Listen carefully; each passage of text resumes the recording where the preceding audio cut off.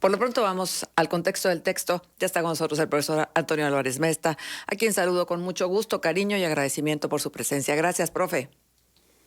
Gracias a ustedes. Para mí, insisto, siempre es un beneplácito participar en este espacio de contextos. La semana pasada tuvimos el sensible fallecimiento del creador de Mafalda, y eso de inmediato nos movió internamente a muchos. Algunos que ya peinamos canas, y muchas canas, ya es una bendición porque hay gente que ni eso puede peinar. En nuestra niñez tuvimos megadosis de vitamina H. Bueno, los nutriólogos dirán que sí existió la vitamina H, es decir, un nutriente con ese nombre, que ahora se llama biotina y que en realidad forma parte ya del complejo B, es la vitamina B8. Pero yo me refiero a la vitamina H, a la vitamina H de historieta. Ya no se da, debo decirlo. Yo recuerdo con mucha nostalgia, con sentimiento, que en mi niñez era casi como un ritual acompañar con relativa frecuencia a mi padre, que siempre iba a comprar la revista Siempre, dirigida por José Pajer Quiergo, el periódico Excelsior y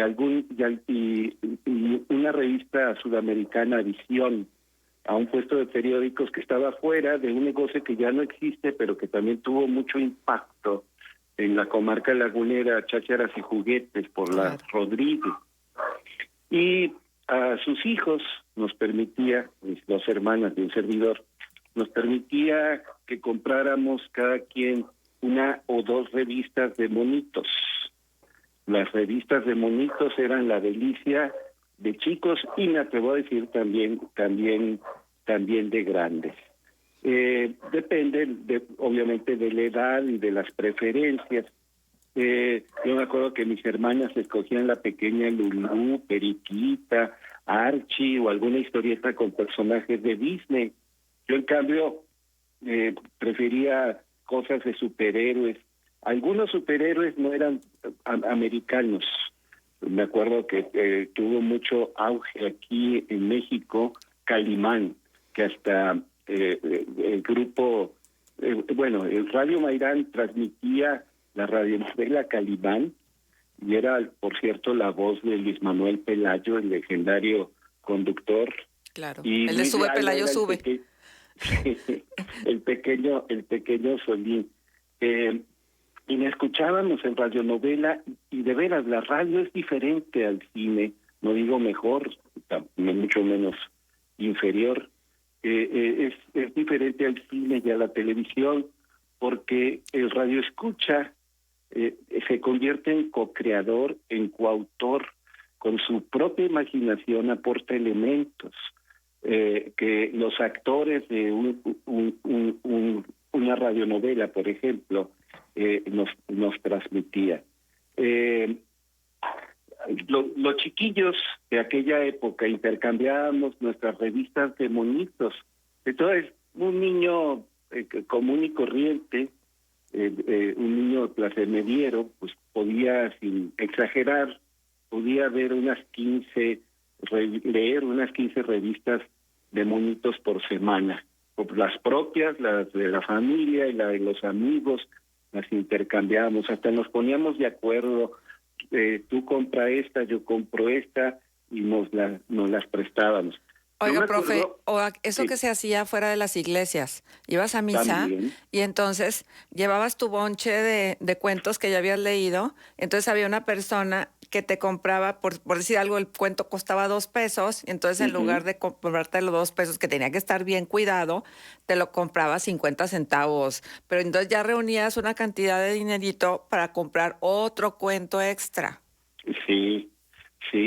Y yo, por ejemplo, a veces veo a niños, a jovencitos, que les cuesta la lectura y que cada página y cada minuto de lectura pues es un esfuerzo tremendo. Yo le dije, a mí me pasaba al revés.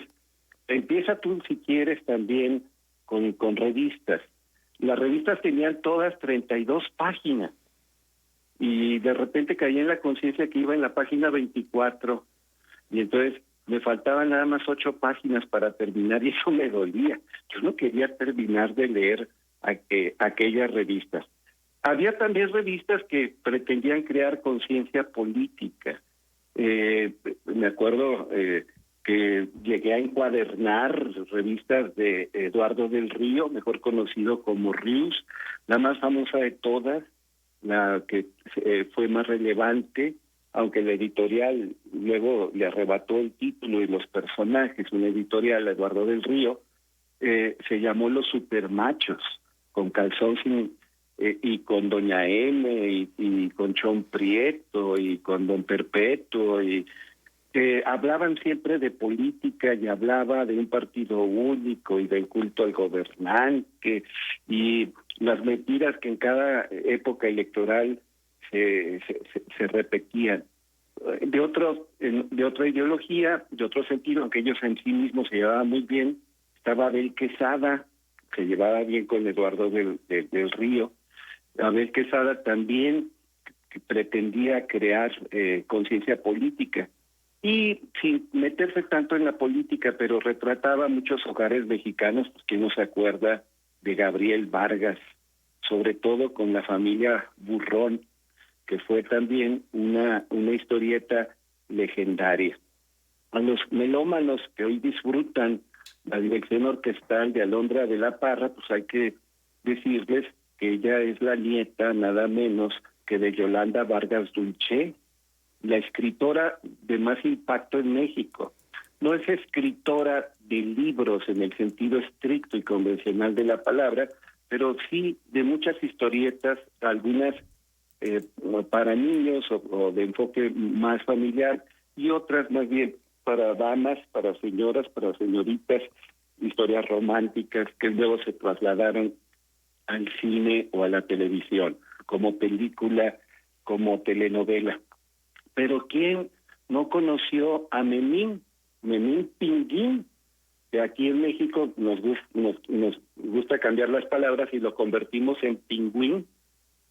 Y viendo la editorial, que era una lucha perdida de antemano, pues apareció la diéresis finalmente en el nombre de este personaje, Memín Pinguín.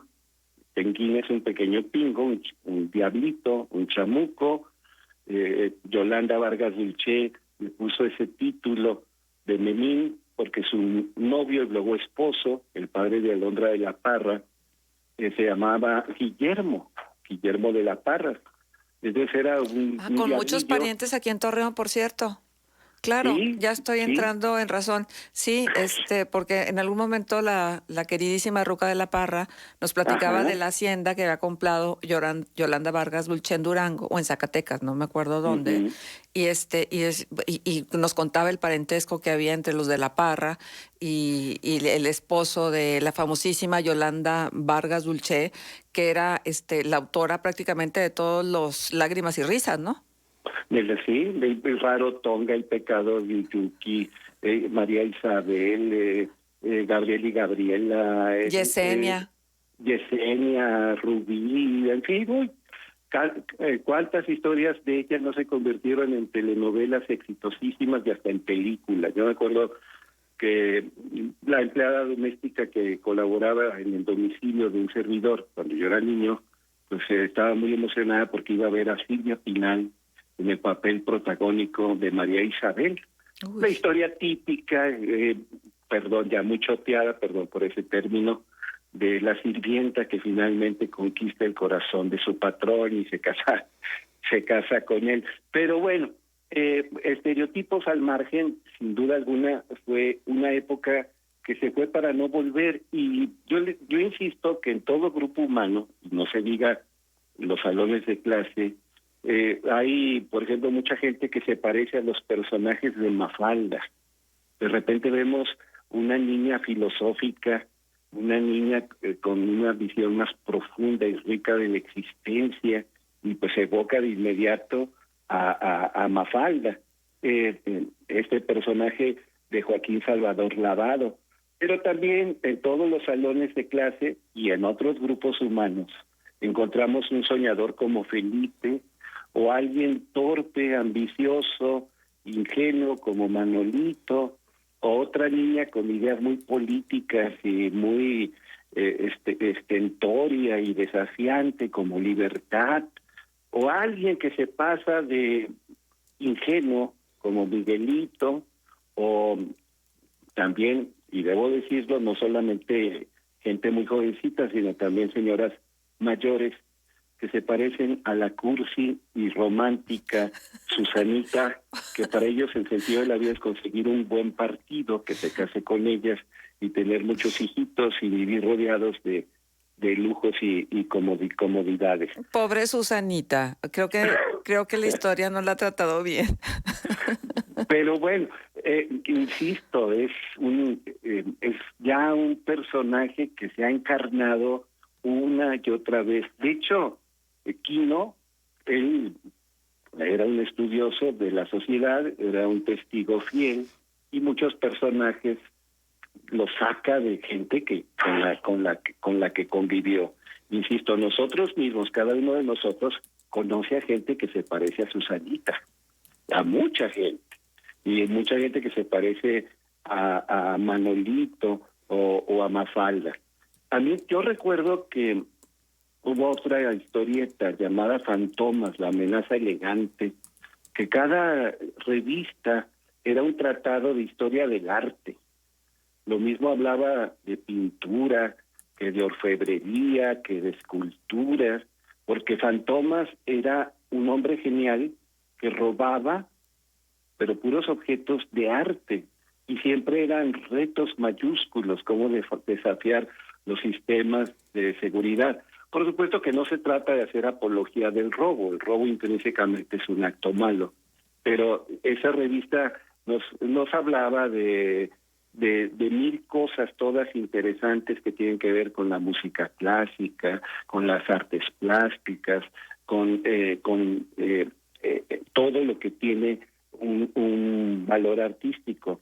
Y también tenía que ver en su ingenio un poquito con por ejemplo, Sherlock Holmes de Sir Arthur Conan Doyle, o Auguste Dupin de Edgar Allan Poe, o Hercule Poirot de Agatha Christie. Uh-huh. Era el ingenio. Hubo una revista que yo compré 2-3 años que se llamaba Por Favor. Era una revista romanticoide, perdón por usar esa palabra, pero que tenía como telón de fondo la Revolución Mexicana, y se centraba en generales villistas, en gente del grupo de Venustiano Carranza. Salió también gente vinculada a los sonorenses, a Plutarco Elías Calles, Álvaro Obregón.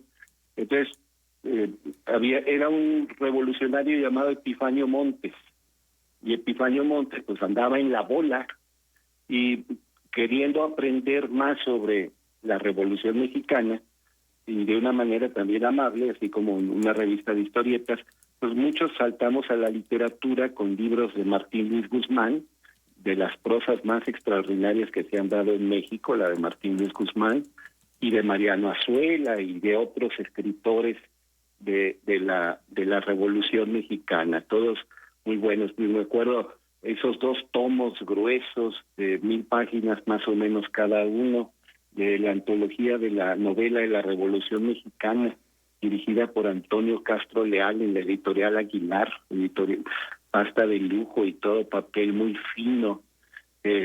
Fueron de mis libros favoritos, pero a lo que quiero ir es que la historieta fue un trampolín para muchos para pasar a cosas más ricas, más serias, más demandantes, complejas, como los buenos libros. Y si usted se asoma a los puestos de periódicos actuales, ya no hay historietas. Yo sé que el cómic en Estados Unidos, o el TVO en España, pues es algo que mueve la avidez de coleccionistas, pero tampoco se vive la cultura que muchos vivimos en los años 70, de nuestra infancia y de nuestra niñez. No es lo mismo, insisto, así como Marcela Pámanes afuera de un templo podía intercambiar revistas. Para muchos de nosotros era un ritual mágico acompañar a nuestro progenitor a que comprara su periódico, y que si nos habíamos portado bien, habíamos hecho nuestras tareas, teníamos buenas calificaciones, nos compraban nuestras revistas de monitos o cuentitos, también les decían los cuentitos. Los cuentos, sí. Sí, ¿De sí. qué época aquella? Ojalá Qué divino, de regresar. veras. Con qué Sí. ilusión que esperabas el domingo para que te compraran los cuentos y luego para que tú empezaras a entender que la vida es un intercambio de bienes y de posibilidades, porque digo, lo que hacías de ir a la iglesia a dejar tus cuentos, luego ese dinero tu mamá te lo confiscaba y entonces era parte de la limosna Sí. o te permitían juntarlo, ahorrarlo para comprar otros cuentos. Digo, son otros momentos, otro tiempo. Tampoco queremos que se viva como en el pasado, pero sí yo creo y estoy totalmente convencida que fue la puerta de entrada a la lectura. No me queda la menor duda. Sí, recuerdos muy gratos. Otro que ya se fue para no volver, aunque sigue existiendo como marca, los Viewmaster. ¿Se acuerda de aquellos Viewmaster? Ah, los de como filminitas. Sí, que eran Como, unos círculos con sí, transparencia sí, y era un aparatito especial individual. sí, como Uno una lo podía pistolita. comprar. Sí, Sí, sí. yo, por ejemplo, en Navidad pedía eso, siendo niño pequeño. Pero, perdón que hable tanto de mi familia. Mi padre era una tradición comer paella todos los domingos. Y en Ajá. el sitio donde compraba la paella de su queridísimo amigo, entrañable amigo, don Ciriaco Zorrilla, afuera siempre estaba un señor que rentaba para que ahí mismo vieras, tenía una copiosa cantidad de círculos con filminas o transparencias de Viewmaster, y los chiquillos hasta nos formábamos con tal de poder ver uno de aquellos círculos en Viewmaster. Qué bonitos Recordar es recuerdos. vivir. Bueno, Sí. y también infaltable, y creo que en algún momento usted y yo ya lo comentamos, lo que significa las elecciones del Reader's Digest. Sí, Esta posibilidad también, este reto de encontrar los sinónimos y de encontrar los significados y de empezar a leer también compendios de cuentos, de novelas, de relatos. Yo me acuerdo que estando muy chica, a mí me impresionó muchísimo una lectura sobre el autismo. Era la historia de un niño autista, pero un niño autista muy profundo, se golpeaba mucho. Y bueno, yo no podía dar crédito que existieran ese tipo de padecimientos, y me conmovía mucho. Pero yo creo que también por ahí tiene que ser que los chavos se sorprendan y que los chavos encuentren que la vida está más allá de su pequeño mundo. Sí, efectivamente. Y esa revista que usted menciona siempre tenía un libro condensado. Exacto. Así terminaba la revista, después de varios artículos, traía un libro condensado. Y también recuerdo que anunciaba muy buenos libros publicados por las mismas selecciones del Reader's Digest, enciclopedias, libros de narrativa, libros de divulgación científica, lo mismo de astronomía que de biología. Compendios En de la biblioteca cuentos. de mi padre, Sí. que tenía miles de libros, había muchos libros de esos que se pedían por correo a selecciones Exacto. de Reader's Digest. Y lo último que le digo, en la sección de Enriquezca su vocabulario, que tuvo distintos coordinadores a lo largo Felipe San José, ¿no? Uno de ellos. Felipe San José, sí, Felipe San José, que era un colaborador permanente de Sopa de Letras, aquel programa que veíamos Con Jorge Saldaña. con mucha fruición con Jorge Saldaña. Felipe San José fue el coordinador más importante, y no nada más te ponía la palabra o la pruebita para ver si conocías el significado de la palabra, sino siempre sacaba las palabras de obras maestras de la literatura. Uh-huh. Y literatura universal, pero también literatura actual, moderna, contemporánea.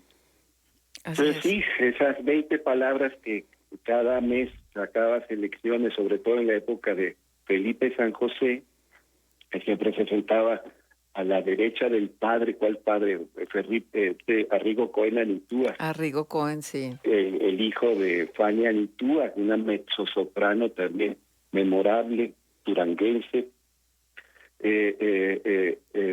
Fue la mejor época quizá de aquella televisión pública de Imevisión, Canal 13, que ya no existe como tal, ya sabemos que se vendió en el sexenio de Salinas, pero sí, Selecciones sacaba esa sección coordinada por Felipe San José. Muy bien. Ay, qué maravillosa sección. Muchísimas gracias por este túnel del tiempo que nos ubicó en otro momento, en otro instante, con siendo muy, muy niños y además reconociendo en esto el primer paso hacia la avidez de la lectura. Ojalá que haya más lectores motivados por esta intervención del profesor Antonio Álvarez Mesta. Muchas gracias, profe. Siempre un gusto. Gracias a usted. Hasta luego, hasta luego. Vamos a la pausa. Sí, vanidades que en las revistas de las mujeres, pero luego a veces las mamás tenían también ciertos prejuicios y no te dejaban leer algunas revistas porque tenían temas muy subidos de tono. Bueno, vamos a la pausa y regresamos ya de manera directa a la mesa de análisis. Hoy es, ¿qué piensan los afectados de la eliminación de fondos y fideicomisos? Contextos.